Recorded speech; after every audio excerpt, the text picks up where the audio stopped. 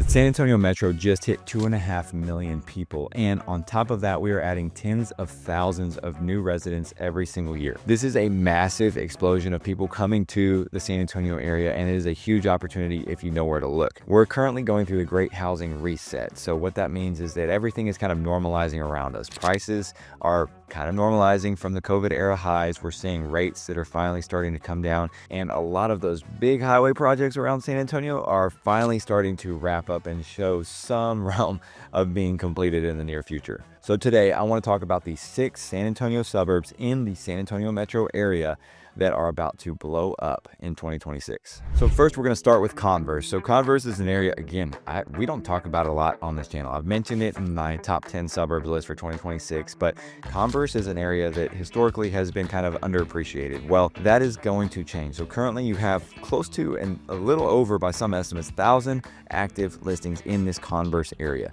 And what that means is that you have a lot of existing homes sold, but mostly new construction. So there is construction and development going on everywhere in Converse, specifically if you're looking kind of in that area of I-10 and 1604. And on top of that, in December of 2025, Converse adopted a new comprehensive plan to manage this infrastructure growth that they're going to need from now to 2045. Really, the biggest benefit of this location is that it is right off of these 2 major highways of San Antonio, 1604 and I-10. Its proximity to Randolph Air Force Base is probably the biggest reason that this is such a good spot, and its affordability. You've also got a very, very good location to go from I-10 to hit downtown, but before downtown, hitting on that east side, that kind of big industrial complex, that area where there's a ton of warehouses that offer a lot of job opportunities for people that are looking for more affordable housing options too. The confidence by these developers is obviously translating into a lot of growth that is happening in this Converse area from, apartments, like I mentioned, big neighborhoods that are going up, and not just, the super lower, lower priced affordable neighborhoods, in those 150s to 250s range. You've got builders that build homes historically in the 500 to $1 million range that are starting to build in this area. So you look at Ashtonwood, you look at Chesmar, you look at Perry Homes and some of the neighborhoods that they're starting to build in this area too. You also have to look at the schools and the school district options in an area when you're looking at this type of growth. And we're going to get into that a little bit later, because there's a big, what I would consider like an education divide between these different suburb areas. So we'll kind of dive into that in a little bit. Converse currently has a mid to high 200s median price point. So you're looking at a very, very affordable option for homes, especially for those VA buyers that are getting stationed over in Randolph, or even for Sam Houston, since it's not that far of a drive. Now, you will want to factor in the schools for your, exploration of the Converse area, because, Judson ISD is what services this area. There are areas, further south of Converse, Elmendorf, St. Hedwig, those areas that are serviced mostly by East Central ISD. But when you look at Judson ISD in 2025, they actually received a D rating.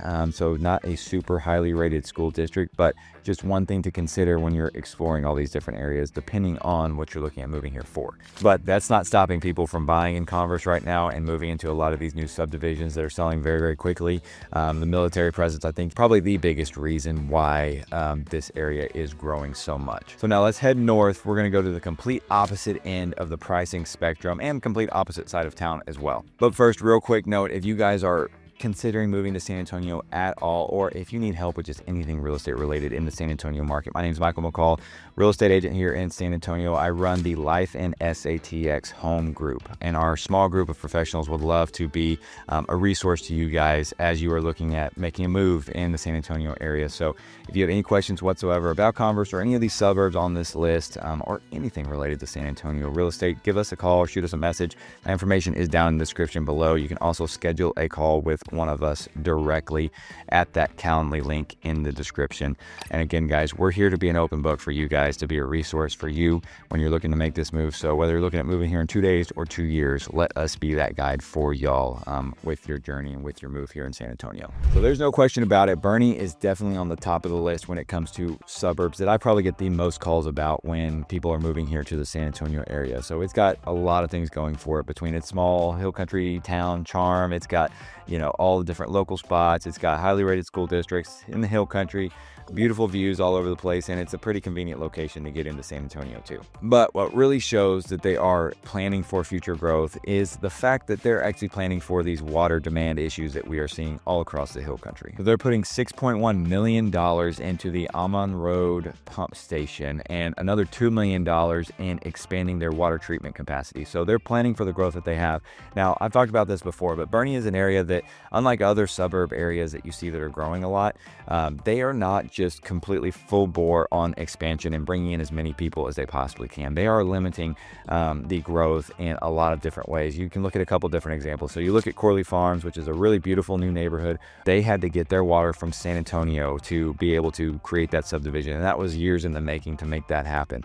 Boerne wasn't going to give them the water because they didn't have the capacity for it. So they're planning ahead with those types of things. But when you have so many people that want to be in one specific area, and when historically it's been a relatively small town, currently at about 30,000 residents and growing, it definitely puts a strain on that existing infrastructure. In addition to that, another staple of Texas that always follows the growth is Buc-ee's. So Buc-ee's finally has broken ground on their big store. So as of right now, that Buc-ee's is planned to be open in mid to late 2026 after years and years and years of delays. And they've even expanded from their original size that they were planning on doing to expand it and make it larger than it was going to be originally. Now, prices in Boerne are significantly higher than they are in most of the other suburb towns in San Antonio. So Boerne specifically is kind of starting price. You really got to be in the 400s to really get into Boerne. You can get stuff in the low 300s, but it is very, very, very difficult. It's usually smaller. Some of it's a little bit more dated. Okay. You've got a lot of luxury neighborhoods. You've got a lot of new construction on, acreage lots between Fair Oaks Ranch, George's Ranch, Cordillera Ranch. Again, Corley Farms is more of a typical subdivision with homes from the mid 300s all the way up to 800,000. And you've got, new developments like a smaller development in the grand scheme of how big of the developments they usually build are, with D.R. Horton building homes starting in the 400,000s as well.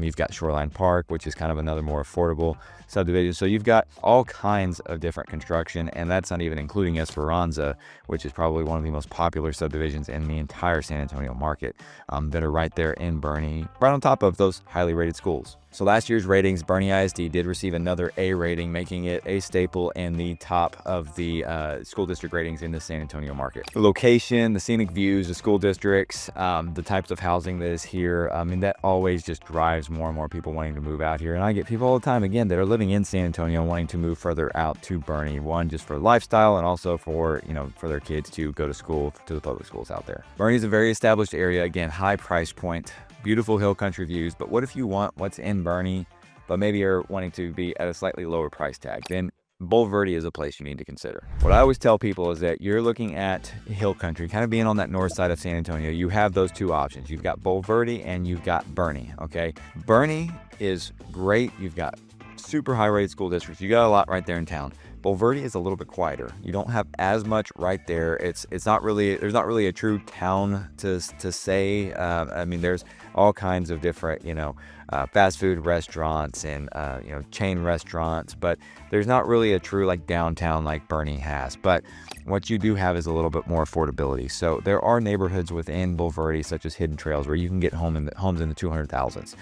And then when you're looking at acreage hill country homes, especially if you look at Bulverde and then going up a little bit further north to Spring Branch, which those two are kind of one and the same in my opinion, you can get homes in a significantly cheaper price point than you can for that same exact house in Boerne. And school districts in Comal ISD is still incredibly highly rated. One of the biggest reasons I think Bulverde is going to grow significantly this year is because of that construction that is happening on 281 and 46. So that's kind of the main intersection right there in Bulverde. You have lots of established neighborhoods between Johnson Ranch, Hidden Trails, and then you've also got some of the big acreage communities such as River Crossing and some of those smaller subdivisions that are further up 281. But you also have new subdivisions being built. So you've got Thornbrook, which is a brand new acreage community with homes over $1 million being built in it right now, brand spanking new, and it's in a really, really good location. Beautiful, beautiful home sites out there. You also have Copper Canyon, D.R. Horton community with outstanding amenities, but The biggest benefit of that is that you got super low tax rates. So whereas Johnson Ranch, Hidden Trails, and a couple of these others have that mud tax where you have 2.4 to 2.6% property taxes, that Copper Canyon subdivision, which is a more of a, an entry level kind of typical standard subdivision, is at 1.5%, significantly lower on those property taxes, which I know for you guys that are moving here to Texas is such a big deal. On top of the development right there at the intersection with the highway construction, you've also got commercial and retail development that is happening in Singing Hills, which is that commercial area where the Walmart, Academy, and everything else is, right? And so you've got lots of growth that is happening right there, which is, again, right at that intersection. San Antonio has always grown north. You look at the development that happened in Stone Oak and what's going on right there at Timberwood Park as well on that Borgfeld area and how much that has grown. And you see it's just going to continue to creep further and further north. So looking at long-term expansion, long-term appreciation growth, Bulverde is an area that San Antonio is going to continue to get closer to. Now, it's going to take years and years and years for that to happen. But if you're looking at acreage communities with some really, really good things right there close by, but not far to get into the heart of San Antonio, Bulverde is a much more affordable option than considering like Boerne, for example. Now let's shift to the area that I would consider is seeing the most explosive growth out of all of the towns that we're going to talk about today. You may not have even heard of this town before, but Seguin is a place that could be the next New Braunfels. Seguin has historically been completely unknown, okay? It's been a very small town for years and years and years, but now it is the 23rd fastest growing city in the entire country and is poised for mega growth for a lot of reasons. Seguin sits about 30 miles east of San Antonio, right off of I-10. So, close enough where if you're near the highway, you can easily jump on and commute right into that east side or downtown area of San Antonio. But the biggest factor that I look at with this is that the population from 2020 to 2024 grew by 32%. What's really driving a lot of this growth, one, is the affordability factor. So kind of like we talked about Bulverde being the affordable option for Boerne, Seguin is the affordable option compared to New Braunfels, okay? It's just south of New Braunfels. You can live in Seguin and do anything and everything you want in New Braunfels. A huge factor that Seguin has going for it is its location on I-10. It's also right on 46, which goes straight up north to New Braunfels and then continues through Bulverde and Boerne on the north side of San Antonio. It's also on Highway 123, which goes up to San Marcos, so you can get on 35 and head to Austin from there. But you also have Highway 130, which it starts in Seguin, goes north to Austin directly. So there are tons of people that live in Seguin and commute on that toll road to get into Austin for work even. You also have a lot of manufacturing job opportunities here with the big Caterpillar plant. CMC Steel has been there for years. You got Alma Group, you've got Niagara Bottling. You're going to get a new ranch hand, several 100,000 square foot manufacturing facility here. You've got Vitesco, which was Continental and car parts manufacturing there as well. So you have so many job opportunities as well for an area that is incredibly affordable. It makes for a perfect opportunity for those blue collar families that are trying to find an affordable place to live and need a good source of jobs to be able to provide for their family. You're also starting to see the shopping and the retail start to follow suit from all the big neighborhood developments. Okay, so you just had Academy and Hobby Lobby open up in their little shopping center, and then you've got just recently announced over 500 acres of a shopping and retail development and commercial space that is going to go right off of I-10. That is the same developers as Creekside Shopping Center in New Braunfels, which is one of the hubs of New Braunfels. So those same developers are bringing that same mindset here to Seguin and seeing into the future. So you look at where the projection could be, where Seguin could be headed, because you've got the river, you've got the Guadalupe River that runs through there. They're putting a lot of money into their city golf course as well. And you've got the awesome downtown area, which is got very similar vibe to what New Braunfels downtown has. And the future potential for Seguin is massive. And the developers are seeing this too. So as of 2026, there are over 27 different neighborhoods, single family home neighborhoods in development, and 16,000 residential units between those neighborhoods and the apartment complexes that are being built in Seguin for a population of just over 30,000 people. The median price point in Seguin is hovering in that kind of upper 200 range. So very similar to being what San Antonio has, but I would say it's even slightly more affordable than that overall. You've got two different school districts that service Seguin. So you have Seguin ISD and Navarro ISD. Navarro ISD services that area, which is receiving most of the growth up north of I-10, and that is, a good rated school district, a B rating. Seguin itself is definitely on the lower end of the rating scale, but they put a lot into that district and are pushing for a lot of changes as well. So you have a brand new high school just opened up a few years ago. You've got really, really great football stadium, which is huge in Texas, as you know. And just overall, just a lot of investment going into that district. Now, while Seguin is the affordable option to New Braunfels, we cannot do this video without talking about New Braunfels and the growth that it's been seeing. When it comes to places to go, places to be, things to do, all that stuff, New Braunfels has been the king of the suburbs of San Antonio for years and years to come. You have so much going for New Braunfels for the past decades, okay? So historically, Suburbs Water Park has been a huge driver for tourism and the rivers themselves. Tubing on the Comal and Guadalupe rivers that go through New Braunfels is something that people come from all over the world to do. You've got an awesome downtown with lots of entertainment options, lots of good restaurants, bars, and everything that you want to do. The Green Historic District has some of the best restaurants and shopping in the entire area, as well as the river going right through it.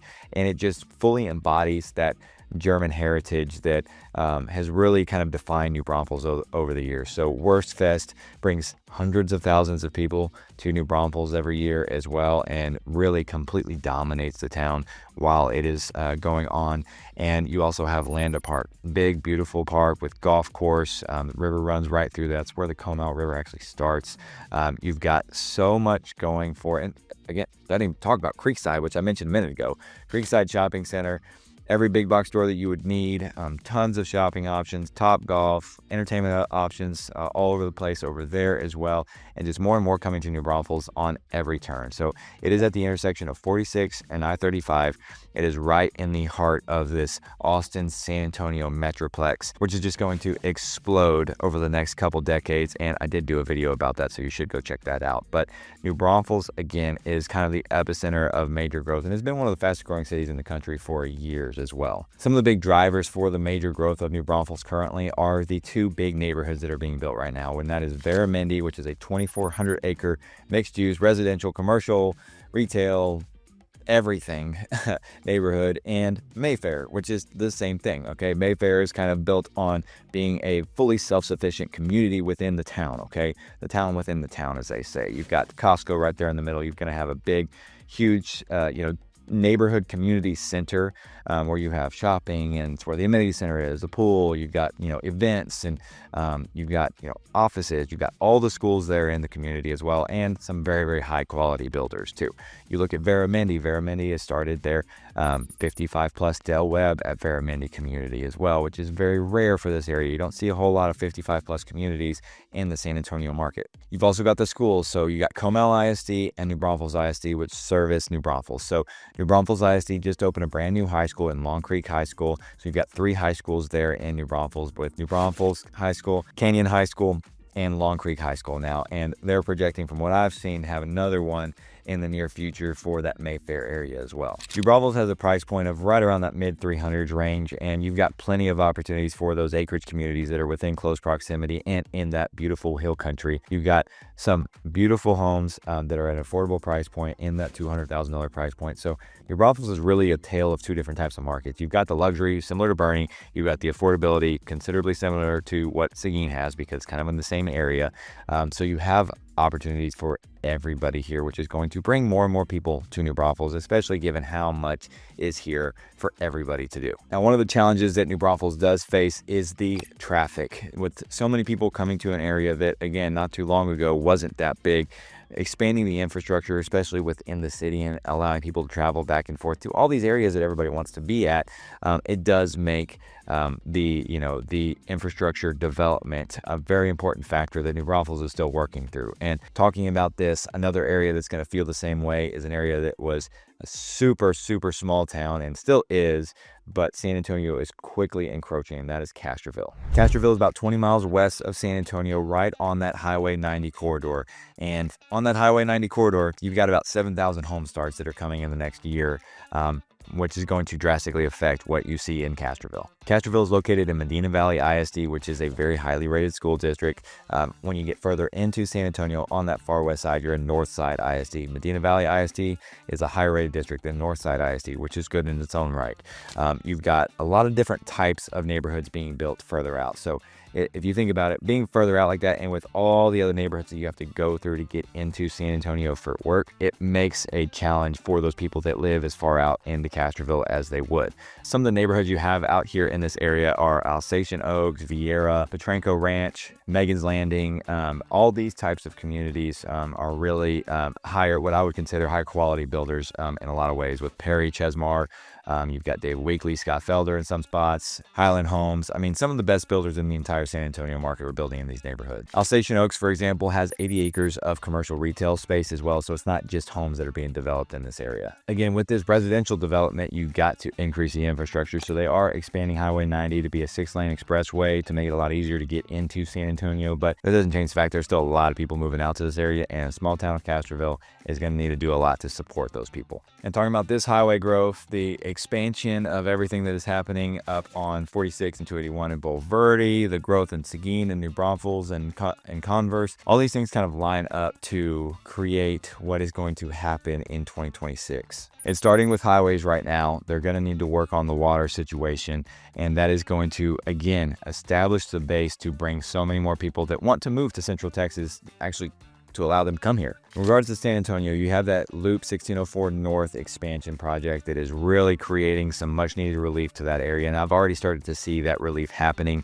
even though construction is still ongoing. You've got that intersection between 1604 and I-10, you've got 1604 and I-35. Both of those intersections have been a nightmare historically, but that intersection at I-10 and 1604, with having some of those flyover lanes already open, is already creating a significant decrease in traffic pileups at that area. But with that being said, I am curious, which of these suburbs do you guys see really being the best opportunity out of everything that we talked about? What do you see being the biggest changes San Antonio will see with all this infrastructure development? And where do you see us going over the next couple decades with this Austin-San Antonio metroplex? So if you are looking at doing any sort of moving within San Antonio, again, buying or selling, guys, we are here to be a resource to you guys. So we'd love for y'all to shoot us an email, info@lifeinsanantoniotexas.com, so that we can connect with you guys and really be a guide for y'all with whatever it is that you're looking to do. Again, whether you're looking at moving here in 2 days or 2 years, we have all the expertise for new construction, existing homes, downtown, I mean, you name it, all these suburbs. We've worked in everything. And again, me being a team lead and having lived here my entire life, you know, I've established this group of a small group of individuals that will continue to help you guys be the best, get the best opportunities that you possibly can out of your move here in San Antonio. And on a second note, final note, I would say, take a look at this video right here. This is a video talking about 5 reasons why I think San Antonio is going to explode over the next decade. And it's got a lot of information in there as well. So until the next one, guys, we'll see you there.